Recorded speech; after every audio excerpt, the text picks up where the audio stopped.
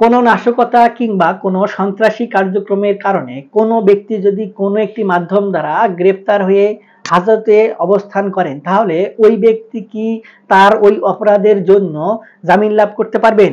যদি পারেন তাহলে কিসের ভিত্তিতে এবং কোন উপায়ে? আসুন আজকে আমরা এই বিষয়টি নিয়েই একটু আলোচনা করে দেখি।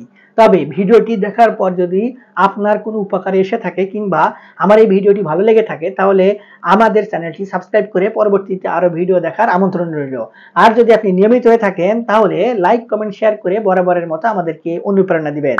ফৌজদারি কার্যবিধির 1898 সালের আইনে স্পষ্টভাবে কিছু অপরাধকে অত্যন্ত গুরুত্ব সহকারে বিবেচনার কথা বলা হয়েছে এবং যে অপরাধগুলো সংগঠিত হলে সরাসরি পুলিশকে নির্দেশনা প্রদান করা হয়েছে যে ব্যক্তি ওই সকল অপরাধের সঙ্গে জড়িত থাকার কথা কিংবা যে সকল ব্যক্তি ওই অপরাধের সঙ্গে সরাসরি জড়িত অথবা যাদেরকে ওই অপরাধে সন্দেহ করা হচ্ছে যে তার দ্বারা এই অপরাধ সংগঠিত হতে পারে, সেই সকল ব্যক্তিকে কিন্তু পুলিশ আদালতের নির্দেশনা না নিয়েও সরাসরি গ্রেপ্তার করার সুযোগ রয়েছে।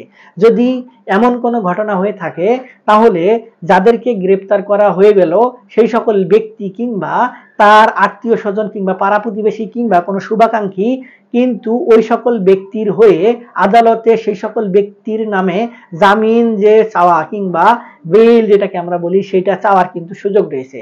এখন এই ফৌজদারি কার্যবিধির সেকশন 4 এর সাবসেকশন 1 অনুযায়ী আপনার কিছু অপরাধকে কিন্তু বেইলেবল এবং কিছু অপরাধকে কিন্তু নন বেইলেবল অর্থাৎ জামিনযোগ্য এবং জামিন অযোগ্য অপরাধ হিসেবে বিবেচিত করা হয়। এখন এই যে সন্ত্রাসী কার্যক্রম, এই কার্যক্রমগুলো কিন্তু আপনার জামিন অযোগ্য অপরাধ হিসেবেই কিন্তু সবসময় গণ্য করা হচ্ছে। তারপরেও কিছু কিছু স্পেশাল গ্রাউন্ড রয়েছে যে গ্রাউন্ডগুলো আদালতের সামনে উপস্থাপন করতে পারলে কিন্তু এই সকল অপরাধ থেকেও এই যে গ্রেপ্তার হওয়া ব্যক্তি অর্থাৎ দোষী সাব্যস্ত যে সকল ব্যক্তি, সেই সকল ব্যক্তি কিন্তু আপনার জামিন পেয়ে পরবর্তীতে বাইরে অর্থাৎ মুক্ত সমাজে এসে বসবাস করতে পারে। এবং এজন্য নির্দিষ্ট করে কিছু কার্যক্রম কিন্তু আমাদেরকে সামলাতে হবে কিংবা পরিচালনা করতে হবে। যে ব্যক্তি অ্যারেস্ট হয়েছেন তিনি ইচ্ছা করলেও কিন্তু নিজে সরাসরি একজন উকিল কিংবা আইনজীবী নিয়োগের মাধ্যমেও আদালতের মাধ্যমে তার জামিনের আবেদন করতে পারেন কিংবা তার যদি আত্মীয় স্বজন অর্থাৎ পিতামাতা, কোনো ওয়াইফ কিংবা কোনো ভাই থাকে সেক্ষেত্রে তাদের মাধ্যমেও কিন্তু এই জামিনের যে ব্যাপারটি সেটি আবেদন করতে পারবেন। এখন যদি এমন পরিস্থিতি হয় যে এমন একজন অপরাধ করেছেন সেই অপরাধের কারণে ওই সকল ব্যক্তির সঙ্গে দেখা করার কোনো সুযোগ নেই, সেক্ষেত্রে কিন্তু একজন উকিল কিংবা আইনজীবীর মাধ্যমেও তার জামিনের যে ব্যাপারটি সেটার জন্য আদালতে আবেদন করার সুযোগ রয়েছে। এজন্য অবশ্যই আপনার কিছু বিষয় প্রস্তুত রাখতে হবে, অর্থাৎ তিনি যে অপরাধে অ্যারেস্ট হয়েছেন বা আদালতে উপস্থিত করা হয়েছিল কিংবা জেল হাজতে রয়েছেন সেই অপরাধটি কি সেটি আপনাদেরকে আগে জানতে হবে। সেটি কি বেইলেবল অফেন্স নাকি আপনার নন বেইলেবল অফেন্স।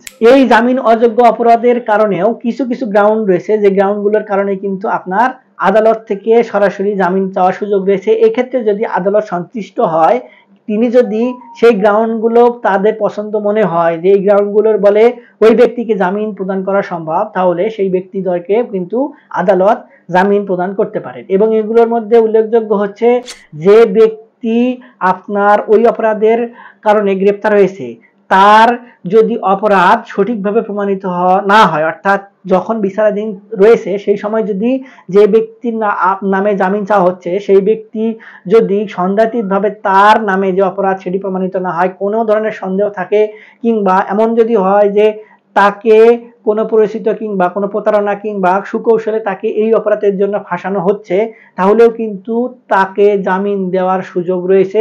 অথবা যদি পুলিশ এমন হয় যে অজ্ঞাত কিছু ব্যক্তির নামে মামলা করেছেন, সেই অজ্ঞাত ব্যক্তির নামের মামলার কারণে যে সকল ব্যক্তি গ্রেপ্তার হয়েছে অর্থাৎ যার নামে জামিন চাওয়া হয়েছে সেই সকল ব্যক্তি ওই অজ্ঞাত মামলার আসামি, সেক্ষেত্রেও কিন্তু জামিন পাওয়ার সুযোগ রয়েছে। আবার যদি এমন হয় যে পুলিশ 120 দিনের মধ্যে অপরাধটির তদন্ত শেষ করতে পারছেন না এবং তদন্ত রিপোর্ট আদালতে প্রদান করতে পারছেন না এবং ওই সকল ব্যক্তি অর্থাৎ যার নামে জামিন চাওয়া হয়েছে সেই সকল ব্যক্তি ওই 120 দিন পরেও তার নামে যে অভিযোগ সেটি প্রমাণিত হচ্ছে না, সেক্ষেত্রেও কিন্তু আদালত থেকে জামিন পাওয়ার সুযোগ রয়েছে। এবং এমনও যদি হয় অপরাধটি বিচারাধীন রয়েছে ঠিক তেমন ভাবে কোনো সাক্ষী প্রমাণ হাজির করা সম্ভব হচ্ছে না, যার কারণে সেই সকল ব্যক্তিকে চূড়ান্তভাবে দোষী সাব্যস্ত করা যাচ্ছে। কিন্তু এমন আবার পরিস্থিতি, বাইরে তার সংসার রয়েছে এবং একমাত্র উপার্জনক্ষম যদি ব্যক্তি তিনি হয়ে থাকেন, তার উপায়ের উপর, তার আয়ের উপর যদি পরিবার নির্ভরশীল হয়, কিংবা এমন যদি হয় তিনি অসুস্থ কিংবা তার চিকিৎসার প্রয়োজন, এক্ষেত্রেও কিন্তু আদালত এই বিশেষ বিবেচনায় ওই ব্যক্তিকে জামিন প্রদান করতে পারেন। এক্ষেত্রে সম্পূর্ণ বিষয় কিন্তু আদালতে প্রমাণাতীত কিংবা আদালতের উপর নির্ভর করে।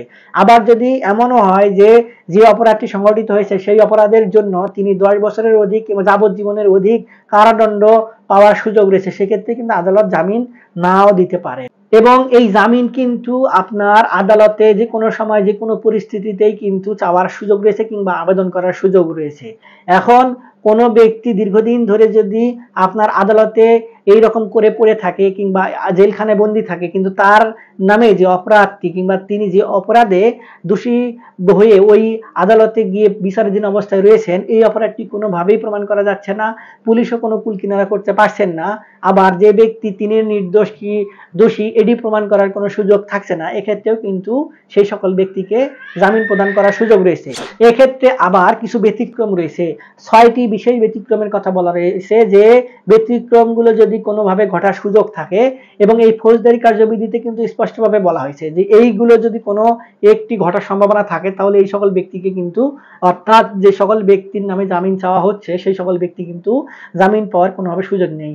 এবং এগুলোর মধ্যে উল্লেখযোগ্য এবং গুরুত্বপূর্ণ হচ্ছে, ধরুন তিনি যদি জামিন পেয়ে বের হয়ে যে অপরাধের কারণে তিনি বর্তমানে বিচারাধীন রয়েছেন, ওই অপরাধটি কিংবা এই বিচার কার্যে কোনো বাধা প্রদান করার সুযোগ থাকে কিংবা তিনি বাধা প্রদান করতে পারেন, এই ধরনের কোনো গ্রাউন্ড থাকে, তাহলে কিন্তু যতই তিনি নির্দোষ কিংবা আদালতের তার কাছে প্রমাণ কিংবা তিনি দোষী এই প্রমাণ না করার সুযোগ থাকে, তারপরেও কিন্তু তাকে জামিন প্রদান করার সুযোগ নেই। কিংবা যিনি ভিকটিম বা যারা ভিকটিম তাদেরকে ভয়ভীতি দেখিয়ে মামলাকে প্রভাবিত করার সুযোগ রয়েছে, তাহলে সেক্ষেত্রেও কিন্তু এই সকল ব্যক্তিকে জামিন প্রদান করার কিন্তু কোনো সুযোগ নেই, কিংবা আদালত কিন্তু জামিন প্রদান করতে চাইবেন না কিংবা পারবেন না, কিংবা তারা আগ্রহ কিন্তু দেখায় না। আবার যদি এমন হয় যে সকল ব্যক্তি অভিযুক্ত, ওই সকল ব্যক্তির নামে যদি আগে থেকে কোনো ধরনের ক্রিমিনাল অফেন্স থাকে, তাহলে ওই সকল ব্যক্তিকে কিন্তু আদালত জামিন প্রদান করবেন না সহজে। এক্ষেত্রে জামিন প্রদানের জন্য অবশ্যই বেশিরভাগ ক্ষেত্রে দেখা হয় তার ব্যাকগ্রাউন্ড ক্লিয়ার রয়েছে কিনা, কিংবা আইনের সঙ্গে তিনি কোনোভাবে সাংঘর্ষিকতা কিংবা কোনো অন্য অপরাধের সঙ্গে তিনি জড়িত কিনা, তিনি অন্য কোনো অপরাধে বিচারাধীন আদালতে তার মামলা রয়েছে কিনা, এই বিষয়গুলো কিন্তু অত্যন্ত গুরুত্ব সহকারে দেখা হয়। এবং এই যে সন্ত্রাসী কার্যক্রম কিংবা নাশকতার মামলাগুলো কিন্তু অজামিনযোগ্য অপরাধ হওয়ার ফলেও আপনার ফৌজদারি কার্যবিধি 497 ধারা অনুযায়ী কিন্তু এই বিষয়গুলোকে বিচার বিশ্লেষণ করে বলা হয়েছে যে একজন ব্যক্তিকে কিভাবে কোন ভিত্তিতে কিসের অভিযোগে আপনার গ্রেফতার করা হয়েছে, এবং এগুলোর ভিত্তিতে আবার তাকে কিভাবে জামিন প্রদান করার সুযোগ রয়েছে, এবং কোন কোন গ্রাউন্ডগুলো থাকলে তাকে জামিন দেওয়া যাবে, এই বিষয়গুলো কিন্তু স্পষ্টভাবে বলে দেওয়া আছে। আবার অনেক ক্ষেত্রেও কিন্তু আপনি যদি গ্রেফতার না হন কিংবা অ্যারেস্ট না হন, সেক্ষেত্রে কিন্তু আপনার আগাম জামিন চাওয়ারও সুযোগ রয়েছে। এক্ষেত্রে আপনি নিম্ন আদালতে চাবেন, যদি সেখানে সুযোগ না হয় সেক্ষেত্রে কিন্তু উচ্চ আদালত থেকে এই জামিন যে ব্যাপারটি সেটি গ্রহণ করার সুযোগ রয়েছে। এবং এই যে জামিন আপনি চাচ্ছেন, এই ধরনের একটা বড় সড়ক ঘটনার কারণে এখন আপনার কিন্তু জামিন এমনি এমনি আদালত দিবে না, এক্ষেত্রে কিন্তু আপনাকে অবশ্যই একজন জামিনদার প্রয়োজন। এবং এই জামিনদারটাকে, যেটাকে বলা হচ্ছে যাকে জামিন প্রদান করা হবে, তাকে তো কারো জিম্মায় দিতে হবে, অর্থাৎ পুলিশের কিংবা জেল হাজতের জিম্মায় যে যখন থাকে, তখন আদালত যখন চায় কিংবা যে ডেটে মনে করেন, তাকে কিন্তু আদালতের সামনে উপস্থাপন করার সুযোগ থাকে। এখন যদি তাকে মুক্ত বাতাসে কিংবা সমাজে ছেড়ে দেওয়া হয়, তাকে আসলে আদালত কিভাবে পাবে, এই বিষয়টি নির্ভর করে আসলে জামিনদারের উপর। এখন এই ক্ষেত্রে বেশিরভাগ সময় আপনার যে অ্যাডভোকেট রয়েছে তারা কিন্তু এই জামিনদারের হয়ে কাজটা করে। এক্ষেত্রে আপনাকে কিছু কি বেল বন্ড অর্থাৎ কিছু অর্থ কিন্তু প্রদান করতে হয় আদালতে, আবার অনেক সময় অর্থ প্রদান না করে জামিন দেওয়ার সুযোগ থাকে, তবে সেগুলো খুবই লিমিটেড। বেশিরভাগ ক্ষেত্রেই আপনার কিন্তু জামিনদার অবশ্যই প্রয়োজন। যে জামিনদার আপনাকে যখনই নোটিশ প্রদান করা হবে, আদালতে বিচার কার্যের জন্য ডাকা হবে, তখন যেন ওই জামিনদারকে ধরলে আপনাকে পাওয়া যায়। এবং এক্ষেত্রে আপনার কিন্তু কিছু অর্থ কিংবা কিছু পরিশ্রম কিংবা কিছু শ্রম এগুলো ব্যয় হতে পারে। আপনি একটি হিয়ারিং এ জামিন নাও পেতে পারেন, আপনাকে কিছু সময় অপেক্ষা করতে হতে পারে, আবার আদালত যদি মনে করে আপনাকে জামিন নাও দিতে পারে। এই বিষয়টি সম্পূর্ণ আইনের উপর নির্ভরশীল, কিংবা একজন দক্ষ কিংবা একজন ভালো মানের আইনজীবীর উপরেও অনেক সময় নির্ভর করে। আর এই বিষয়গুলো যদি আপনার মাথায় না ঢুকে থাকে, আরো বিস্তারিত কোনো কিছু জানার থাকে কিংবা বোঝার থাকে, তাহলে আপনারা একজন ভালো আইনজীবীর পরামর্শ গ্রহণ করবেন। তারাই আপনাকে বাকি পদক্ষেপ কিংবা কিভাবে কি করবেন সেটি কিন্তু সঠিকভাবে বুঝিয়ে দেওয়ার ব্যবস্থা করে দেবেন। আজকে এ পর্যন্তই, দেখা হবে সামনে নতুন কোনো ভিডিওতে। ততদিন পর্যন্ত ভালো থাকবেন। ধন্যবাদ।